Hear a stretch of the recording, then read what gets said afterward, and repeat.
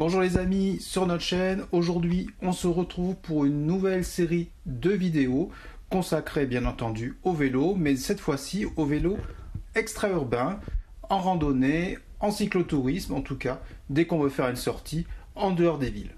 Avant de parler de plaisir, de découverte, de circuits cyclables, on va parler d'un petit brin de sécurité, comment se comporter en réseau extra-urbain, sur des routes départementales, quelle est la sécurité qui est définie par le code de la route, comment les autres usagers doivent se comporter. On va parler de ce sujet-là aujourd'hui.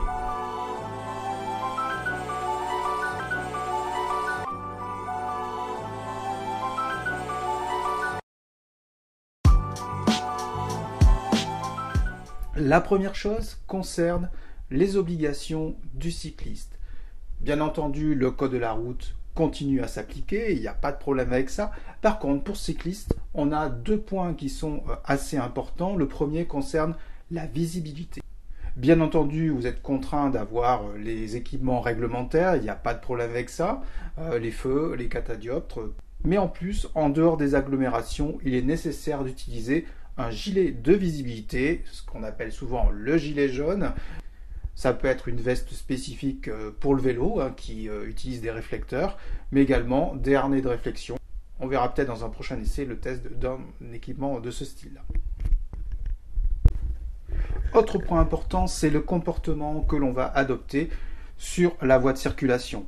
Bien entendu, on n'utilise pas d'oreillette, on n'utilise pas de casque ni de téléphone.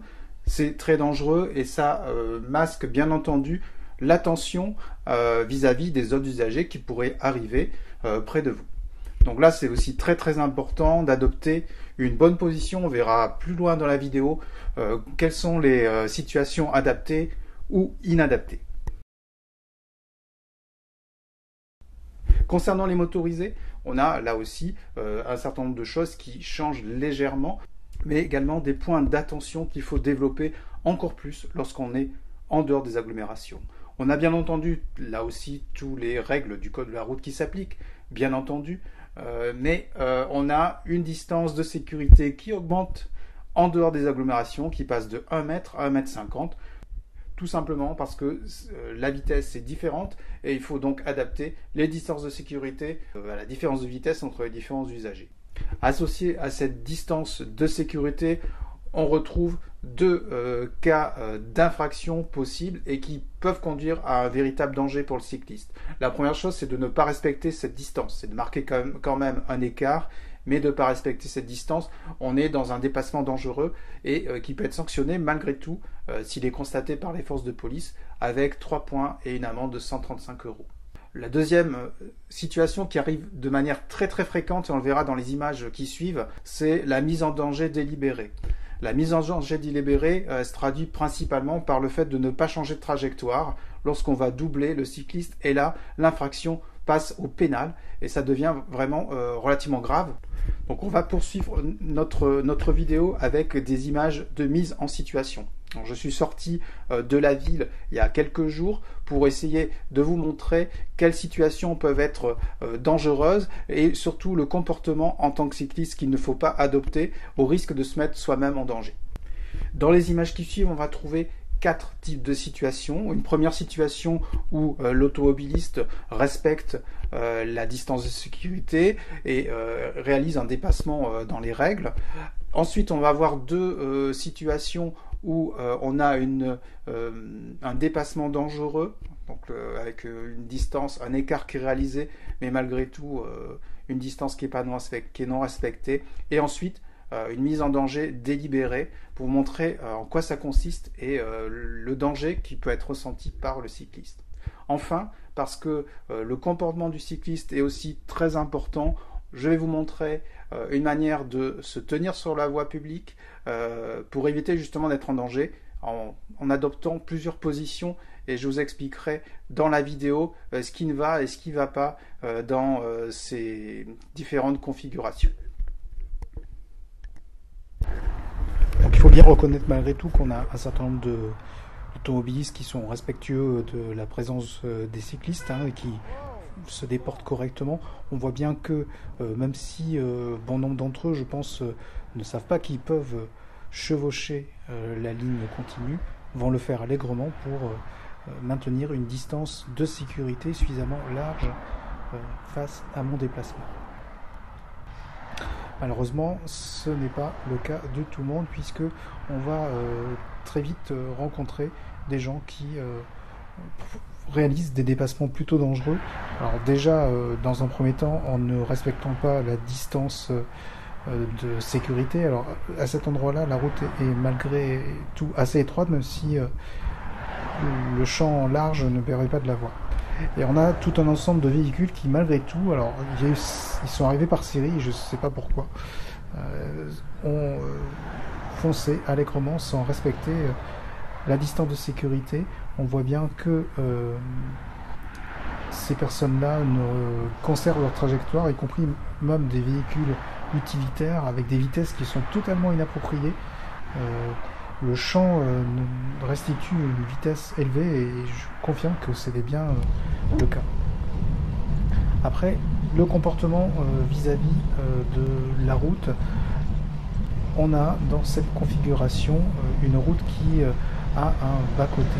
Alors la mauvaise idée est de rouler sur le bas-côté.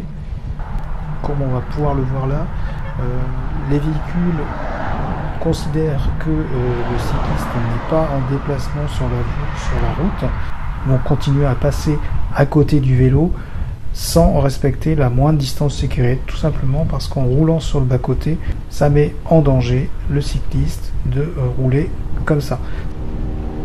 Dans la situation que l'on retrouve sur cette route, mais comme sur bien d'autres routes en France, on a souvent des bas-côtés qui peuvent être considérés comme des zones de circulation pour les vélos.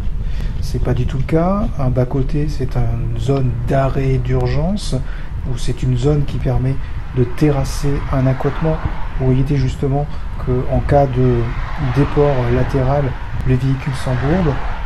Lorsqu'on circule à vélo, on reste sur la voie de circulation et en aucun cas on roule sur le bas-côté. Alors ça a différents effets. Le premier effet, c'est de donner l'impression aux automobilistes qu'on n'est pas en circulation sur la route et qu'ils peuvent continuer à circuler comme ils veulent sur la voie qui leur est dédiée. C'est pour ça qu'il faut rester absolument en circulation sur la voie qui est prévue à cet effet. Il faut considérer aussi qu'en roulant sur cette partie latérale, on va être en présence d'un revêtement qui n'est pas adapté et qui même peut provoquer à un moment donné une chute, tout simplement parce que ce revêtement il est dégradé ou il contient des ornières. En tout cas, il n'est pas fait pour rouler normalement. Donc lorsqu'on se déplace sur la voie publique, on utilise la voie de circulation qui est prévue à cet effet. J'ai eu une remarque d'un automobiliste qui m'a dit « roule sur la piste cyclable qui se trouve à droite ». Il n'y a pas de piste cyclable à droite, on est bien en présence d'un bas-côté. Voilà pour ces exemples de situations sur la voie publique. Il faut avant tout retenir qu'il n'y a jamais qu'un seul responsable dans les situations que l'on peut rencontrer. Parfois, le comportement du cycliste peut aussi induire en erreur l'automobiliste. Il ne faut pas toujours croire que c'est l'automobiliste qui est fautif.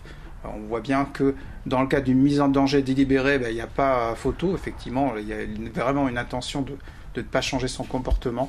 En revanche, dans les autres situations, ça peut être aussi un problème d'appréciation, tout simplement parce que le cycliste n'est pas suffisamment en visibilité et peut induire aussi l'automobiliste dans ses calculs de distance lorsqu'il va doubler. Voilà, moi je vous laisse réagir à cette vidéo.